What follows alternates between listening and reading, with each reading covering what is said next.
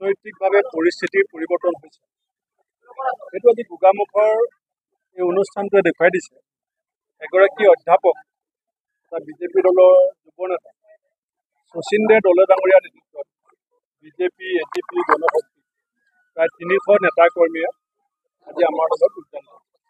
মই ইতিমধ্যে সভাত কৈছোঁ যে 3 বছৰ আগত যেতিয়া মই ইয়ালৈ আহিছোঁ নতুন সভাপতি, তেতিয়া 50জনমান মানুহক মই লগ পাইছিলোঁ। গোটেই অসমত সেই মিটিংখন তোৰ লৈছিল যে ভূপেন বৰা সভাত 50জন মানুহ হোৱা নাই। আজি যিটো ৰাইজৰ সমাগম, ইয়ে প্ৰমাণ কৰে যে ৰাজনৈতিকভাৱে বতাহে দিশ সলাইছে। ৰাইজে ইতিমধ্যে সিদ্ধান্ত লৈছে। ৰাইজৰ সিদ্ধান্তৰ কথা মুখ্যমন্ত্ৰী ডাঙৰীয়াও গম পায়। সেইকাৰণেই তেখেতে পঞ্চায়ত ইলেকশ্যন হুৰুকা পিছলা কৰি আছে।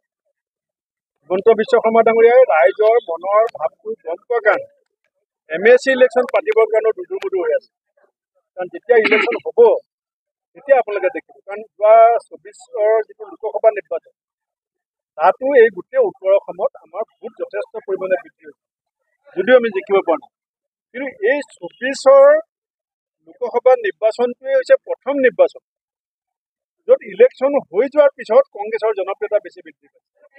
আমি দেখিবলৈ পাইছোঁ যে চৰকাৰে কিছুমান মুখ্যমন্ত্ৰীগৰাকীৰ যে প্ৰশাসনিক দক্ষতাৰ যে অভাৱ হৈছে, প্ৰশাসনিক ব্যৱস্থাটোৰ ওপৰত যে মুখ্যমন্ত্ৰীগৰাকীৰ নিয়ন্ত্ৰণ নাই, এই কথাটো 100% বিশ্বাসযোগ্যভাৱে প্ৰতীয়মান হৈছে। কাৰণ তেওঁ বিভাগবিলাকে পইচা খৰচ কৰিব পৰা নাই, পইচা চৰকাৰে ঘূৰাই বিচাৰিবলগীয়া হৈছে।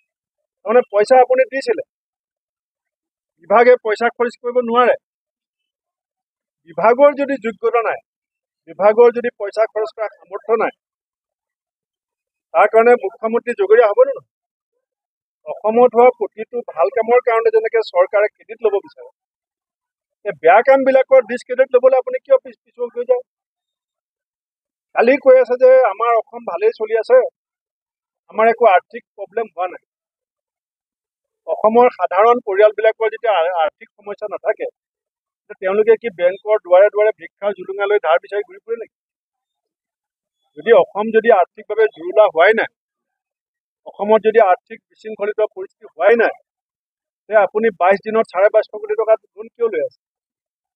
যদি ইমানেই আপুনি চলাব পৰা হৈছে, সেই 1,54,000 কোটি টকা ধাৰত অসমখনক আপুনি কিয় ডুবাই আছে?